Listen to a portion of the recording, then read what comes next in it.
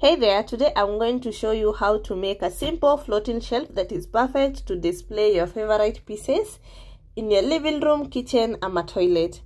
First, you need your 1x4 piece of wood and some 2-inch nail.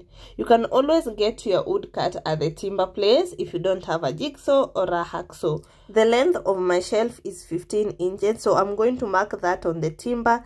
Then using a T-square, mark a straight line, then use my jigsaw to cut all the pieces that I want. Each shelf is going to have 2 pieces of the same length, so I'm going to cut all that and then proceed to the next step. You will notice I'm not working alone. I have a fundi that we are working together since we needed a lot of pieces. But to create the floating shelf, to attach the 2 pieces together, you just form like a T and attach them together using some nails.